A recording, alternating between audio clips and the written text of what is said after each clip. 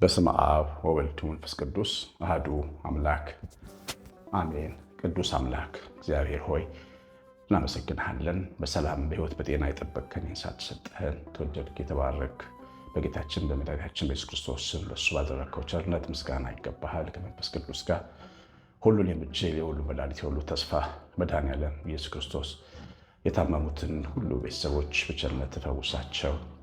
በጸበል ቦታ በየቤቱ በሆስፒታል ያሉትን ሁሉ ምሕረት ላክላቸው። የአእምሮ ጤናቸው የተጓደለ የመንፈስ ጭንቀት ያለባቸው ድብርት ያለባቸው መናገር የማይችሉ መሄድ የማይችሉ እንደዚሁም የውስጥ ደዌ ያላቸው አይድንም የተባለ ሕመም በሽታ የያዛቸው አጋንንት ያደሩባቸው ክፉ የሚሰራባቸውን አንተ ቀኝን ዘርግተህ የሁሉ መድኃኒት የሁሉ አዳኝ ሰውን የምትወድ በኢየሱስ ክርስቶስ ያው በሚሆን ስም ፈውሳቸው። የበሉት ደም የተቀበሉት ደም የበሉት ሥጋ ይጠብቃቸው። ለአንተ እስከ አርያም ከአብ መንፈስ ቅዱስ ጋር ምስጋና ይገባሃል። የተወዳችሁ እግዚአብሔር ልጆች ሁላችሁ እንደምን ቆያችሁ? ሁሉን የሚችል አምላክ ጌታ መድኃኒት ኢየሱስ ክርስቶስ ስሙ የተወደደ የተመሰገነ ይሁን። እንግዲህ አብይ ጾም ሲገባ የምንሰራቸው በጣም ትልቅ ስራዎች አሉ። አንድ ቤተሰብ በጣም የተጎዳ አንድ ቤተሰብ መርጠን እናቋቁማለን። አንዲት እናት ነው የምንረዳው የምናግዘው። በድንገት ልጇ ወድቆ ራሱን ስቶ 9 ዓመት ልጅ ነው ያላት። በቃ እንደው ቤት ተቀምጣለች። ሴት ማገዝ ልጇን ለማሳከም እሷም ቆማ በልታ እንድታደር ለማገዝ እንረዳለን። የ9114138 ስልኬ ላይ ዋትሳፕ፣ ቴሌግራም፣ ቫይበር ላይ መልእክት አንብቡልኝ። አድራሻ አስቀምጥላችኋለሁ። እግዚአብሔር እናንተን ቤታችሁን ይባርክ። በጌታችን ስለ መልካም እረኛ ባስተማረበት ዮሐንስ ወንጌል ምዕራፍ 10 ላይ ስለ መልካም እረኛነቱ ብዙ ነገር ነግሮናል። ቀድሞ ነግሮናል። መስቀል ላይ ሳናየው በፊት ነፍሱን ለበጎቹ አሳልፎ የሚሰጥ ነው እሱ ደግ እረኛ ብሎ በጣም ደግ እረኛችን የሚጠብቀን ከአውሬ አፍ ከአውሬ መንጋጋ ፈልቆ የሚያወጣን መሆኑን ነግሮናል። በጣም ተስፋ ነው የሚሰጠን ያ ጌታችን ኢየሱስ ክርስቶስ። ቸርነቱ መስቀል ላይ ብቻ አይደለም የተወሰነው፣ በየህይወታችን በየዕለት ህይወታችን ያ መልካም እረኛነቱ በየዕለት ህይወታችን ነው የሚሰራው። ቅዱስ ዳዊት ቀደም ብሎ ከ1000 ዓመት በፊት እግዚአብሔር እረኛዬ ነው ብሎ የተናገረው የዘመረው መዝሙር አለ። ታውቃላችሁ? በሞት ጥላ እንኳን ብሄድ ክፉን አልፈራም ይላል። እኔ መሞት የሚገባኝ ሰው እንኳን ሆኜ ብገኝ ማለቱ ነው። መሞት የሚገባኝ ፍርድ የሚገባኝ ሆኜ እንኳን ብገኝ ክፉን አልፈራም ነው እና ይህን መዝሙር ሳዳምጥ የመስቀሉን ታሪክ ያስታውሰኛል። በቀኝ የተሰቀለው ወንበዴ፣ በሞት ጥላ መካከል የነበረው ሰው እባክህ መንግሥት ስትመጣ አስበኝ ባለው ጊዜ ዛሬ ከእኔ ጋር በገነት ታድራለህ ያለውን ታስታውሳላችኋል? በሞት ጥላ መካከል እየሄደ እንኳን ክፉን አልፈራም። በእምነት ወደ ክርስቶስ ልቡን ዘረጋ፣ እጆቹን ዘረጋ። ስለዚህም ገነት ገቢ ሆነ ማለት ነው። ወንበዴ ገነት እንዲገባ ያደረገው የእግዚአብሔር ደግ እረኝነት ነው። ያ እረኝነት ነው እንግዲህ በስጋ ተገልጦ ጌታችን ነፍሱን ለበጎች አሳልፎ መስጠት እስከ መስቀል ሞት ድረስ ያደረሰው እና እግዚአብሔር እረኛ ነው። ክርስቶስ ደግሞ እረኛችን ነው። መልካም እረኛ፣ የዋህ እረኛ፣ ደግ እረኛ፣ የተኩላውን አፍ ፍልቅቆ ከሞት ያዳነን እረኛ ነው ሲባል የብዙዎቻችን አይምሮ ወደ ቀራንዮ መስቀል ነው የሚሄደው። እውነት ነው። ግን ከቀራንዮ መስቀል ከዛ ሕማምና ስቃይ በኋላ በእያንዳንዱ ጎዳናችን እግዚአብሔር እረኛችን ነው። የሚያዝንልን እረኛችን፣ የኖርነው በቸርነቱ ነው። የሚመሸው በቸርነቱ ነው። የሚያድረው በቸርነቱ ነው። ጎንበስ ብለን ዘርተን የምናጭደው ለፍተን ሰርተን የምንገባው በቸርነቱ ነው። ቆርሰን የምንጎርሰው ሰርተን የምንበላው በቸርነቱ ነው። ምን ተነፈሰው በእግዚአብሔር ቤት በመቅደሱ ገብተን የምንሰግደው በምሕረቱ ብዛት። እረኛችን ከፊት ለፊት ስለሚሄድ እኛ ከኋላ ስለምንከተል። በጎች ምን እበላለሁ ብሎ አያስቡ፣ እንዴት እንደሚኖሩም አይጨነቁ። እንደ አዋፍ እረኛቸው ባሰማራቸው ነው የሚሄዱ። እና የእግዚአብሔር የጌታችን የኢየሱስ ክርስቶስ እረኝነት አስገራሚ ሁሌም ሕይወታችን ይሰራል። እንደገና በተቃራኒው ስለ ጠላት ደግሞ ስለ ክፉ እረኛ ስለሚመስለው ጨካኝ ጠላት ሲናገር እሱ ሊሰርቅ፣ ሊያርድ፣ ሊያጠፋ ይመጣል እና ምን ለመናገር ዛሬ የትምህርቱን ዋና መሰረታዊ ሀሳብ እሱን ማስረዳት ነው። የቀደመው እባብ በዮሐንስ ራዕይ ምዕራፍ 12 ላይ ዘንዶ የቀደመው እባብ ተብሎ የተገለጸው ጠላት ማለት ነው። ዘንዶ አይነድፋችሁም።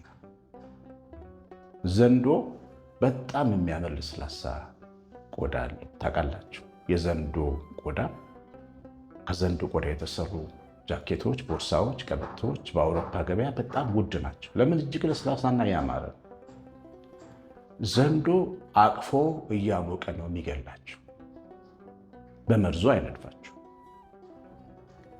ይሄ ጠላት ከእረኛችን እጅ ፈልቆ ሊወስደን የሚፈልገው ጠላት ሲገለን አቅፎ ነው የሚገለን። አቅፈው የሚገሉ ሰዎችን ይጠቀማል ማለት ነው በእኛ ላይ እግዚአብሔር ልጅ እና ብዙዎቻችን ከሚነድፈን እባብ ነው የምንጠነቀቀው፣ ከሚያቅፈን እባብ አንጠነቀቅም። የዘንዶ ጥበቡ ምንድን ነው? አቅፎ መግደል ነው፣ ተጠምጥሞ መግደል ነው። ቀስ እያለ እያሞቀ አንቆ ይገላል። ሶምሶን የተባለው የእስራኤል መስፍን የእግዚአብሔር ኃይል የታጠቀ የማኑሄ ልጅ በዚህ መንገድ የተገደለው። ኃያል ሶምሶን፣ ናዝራዊ ሶምሶን በሴት ፍቅር በፍልስጤማዊት ደሊላ በምትባል ሴት ፍቅር ተያዘ። ዘንዱ ተጠመጠመበት። በእውነትም ከደሊላ ጋር ያበደ ፍቅር ያዘው። እሷ ቤት ነው የሚያድረው፣ ከእሷ ጋር ነው የሚተኘው። በሙቀቷ ተሸነፈ። ደሊላ ቀስ እያለች ሰረቀችው። ጠላት ሊሰርቅ፣ ሊያርድ፣ ሊያጠፋ ነው የሚመጣው። ከዛ በኋላ አረደችው፣ ላጨችው። ከዛ በኋላ አጠፋችው። የእስራኤል ታዳጊ ተደርጎ የተቀባው ሰው ሶምሶን በፍልስጤማዊት ሴት ምክንያት ዓይኖቹን በጉጠት አወጡት፣ ወፍጮ ፈጭ ያደረጉት። እግዚአብሔር ለሰራለት ዓላማ ሳይሆን በፍላጎቱ ተይዞ በፍልስጤማውያን አደባባይ ትርኢት የሚያሳይ መጫወቻ ሆነ። ጠላት አቅፎ የሚያጠፋው እንደዚህ ነው። በጣም ብዙ ሴቶች፣ ብዙ ወንዶች በግልሙትና መንፈስ የሚያቅፉን አሉ። ወዳጅ መስለው ኃጢአት የሚያለማምዱን አሉ። በእግዚአብሔር ላይ እንድንቀልድ የሚያደርጉ ፈላስፋ የመሰሉ የእምነታችን መንገድ የሚያስቱ አሳሳች መናፍቃን፣ የተለያዩ አይነት ሰዎች በዙሪያችን አሉ። ግን እነዚህ ሰዎች ወዳጆቻችን ናቸው። ሊያጠፉን ይፈልጋሉ። አናውቅም። ከምንወዳቸውና ከሚወዱን ሰዎች መጠንቀቃለን። ጌታ ኢየሱስ ክርስቶስ ሲያስተምር ሞት እንደሚሞት ወደ መስቀል እንደሚሄድ ሲናገር አትሙት ያለው ስምዖን ጴጥሮስ ወዳጁ ነው። ወዳጁ ሐዋርያው የለም እኔ እንደ ኢየሱስ አልሰቀልም፣ እንደዚህ ነው የምሰቀለው ተዘቅዝቄ ብሎ እንደ ክርስቶስ የማይሰቀለው ሰማዕቱ ለክርስቶስ ሰማዕቱ ለክርስቶስ የሆነው ጴጥሮስ አፍ ውስጥ ጠላት ሐሳብ አስገባ። አትሙት፣ መስቀልን ተቃወመ። ወግድ አንተ ሰይጣን የሰውን እንጂ እግዚአብሔርን አታውቅም አለ። ጌታ ኢየሱስ ክርስቶስ በጴጥሮስ ላይ ያለውን ሰይጣን አለ። ምን ያህሎቻችንን በወዳጆቻችን ላይ ያለውን ሰይጣን ለይተን የምናውቀው? በንግግሮቻችን፣ በቀልዶቻቸው፣ በንግግሮቻቸው፣ በውሳኔያቸው፣ በድርጊታቸው ምን ያህሎቻችንን የምናውቀው? የሚያጠፉን ሰዎች ያስታውቃሉ። በደንብ ያስታውቃሉ። መንፈሳዊ ልብ ላለው ሰው ወዳጅ የማይሆኑ ዝም ብሎ የርቅ ወዳጅ መሆን የሚገባቸው ሰዎች ያስታውቃሉ። ነፍሳችሁን ስትም አታረጉላቸው ሰዎች ያስታውቃሉ። ዘንዶ በእነሱ ላይ ሊሰራ ስለሚችል መንፈሳዊ ሕይወታችንን ሊዋጋ ስለሚችል መጠንቀቃለን።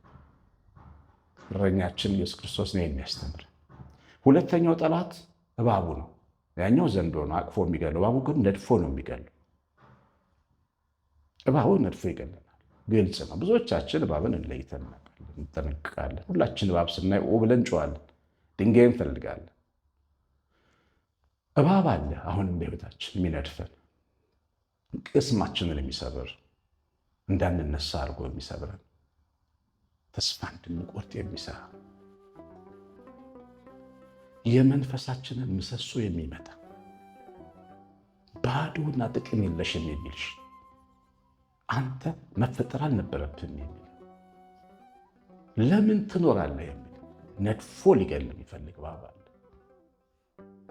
እባቡ መሆኑን ማወቅ ያስፈልጋል። አንዳንዶች የዋህ ሰዎች አሉ። ልቤ ነው ያስበው ትላላችሁ። በልባችን ውስጥ እባብ ነው ሀሳብ የሚያስገባ። መቼም ሰው መቼም ጠላት ካልሰራበት የራሱ ጠላት ሊሆን አይችልም። ተስፋ የለሽ አይምርህም ይለናል።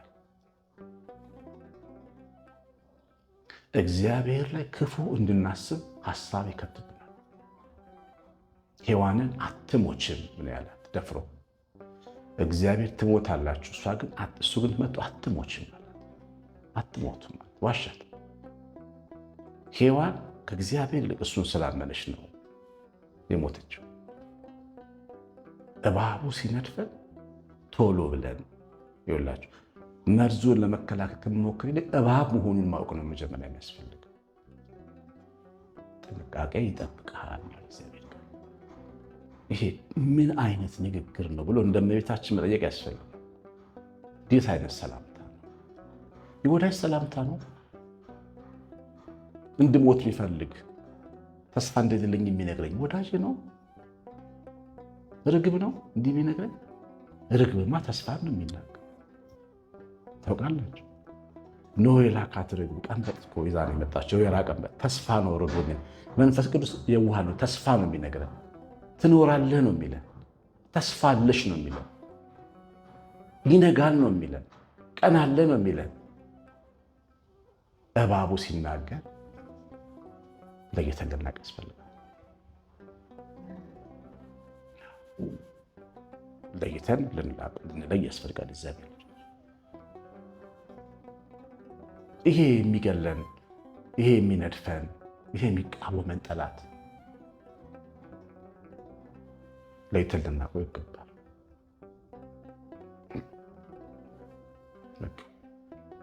ከጥንት ዘመን ከአበው ዘመን ጀምሮ እንዲህ አይነት መርዝ ወደ ሰው ልጆች ይወረወር ነበር። ለምሳሌ አብርሃም እግዚአብሔር አምኖ ከወጣ በኋላ እኮ ነው አንተ ልጅ የለም፣ ተስፋ የለም፣ ወራሽ የለም እያለ ኦሪት ዘፍጥረት ምዕራፍ 15 ላይ ቤት ውስጥ ተክዞ ያስቀመጠው ይሄ እባብ ነው። ነደፈው ማለት ነው። ተስፋ የለም፣ ወራሽ የለም፣ ኤሌዘር ነው የሚወርሳል። ዳዊትንም እንደዚህ ብሎታል። በቃ አንተ ትሞታለህ፣ ይኸው ሞት አጠገብ ይቆማል፣ በአንተና በሞት መካከል ስንዝር ነው አሉ። እድሜ ጠግቦ የሚሞቱትን አባቶች ትሞታላችሁ ይላቸው ነበር። አልሰሙትም። ስለዚህ ጸኑ። እግዚአብሔርን አመኑ። ሰማይን ሰሙ እንጂ ጠላትን አልሰሙ። ጳውሎስንም በመርከብ ሲጓዝ እንደዚህ ብሎታል። ምንተርፍ በሕይወት ምንወጣ አልመሰለኝም ብሏል ሐዋርያው ጳውሎስ። አውራቂስ በሚባል አውሎ ንፋስ በተመቱ ጊዜ የደረሰባቸው አደጋ አንተርፍም ብዬ ነበራል። አንተርፍም ያለው ግን እሱ አለም ጠላት ነው መጥቶ እንደዛ አትተርፍም ጳውሎስ ብሎት ነው። ጳውሎስ ግን በሕይወት ወጣ እና ምን ያድፈናል? ውስጣችን ስብር የሚያደርግ ነገር የሚኖረው በሰው አፍ ተጠቅሞ ሀሳባችን ተጠቅሞ አንዳንድ ነገሮች እንዲበላሹ አድርጎ ሲበላሹ እያሳየን ሰብሮ ሊያስቀረን ይሞክራል። እንዳትሰሙት። ጠላት ሊሰርቅ ሊያርድ ሊያጠፋ ነው እንጂ ለምንም አይመጣም። እንግዲህ የውሳኔያችን የምናዳምጠው የምንሰማው ውጤቱ ጥፋት ከሆነ መጠንቃለን። የሚጠቅመንን የሚተሻለንን ግን እግዚአብሔር ደግሞ በየዘመኑ ይናገረናል። እረኛችን ኢየሱስ ክርስቶስ የሰማኑን በልቦናችን ጻፍልን። እግዚአብሔር ፍጹም ቸርነቱ፣ ምሕረቱ፣ በጎነቱ ሕይወታችሁን ይባርክ፣ ከክፉ ይጠብቃችሁ። እግዚአብሔር ቸርነት የእናታችን የቤታችን ረድኤት በረከት የምልአት ጥበቃ አብሮን ይሁን። የእህታችንን ድጋፍ አትርሱ። ስልኬ ላይ መልእክት አስቀምጡልኝ። ኮሜንትና ላይክ አድርጋችሁ ስለምትወጡ ዘራችሁን እግዚአብሔር ይባርክ። ቀሲስ አሸናፊ ገብረማርያም ነኝ። ሰላም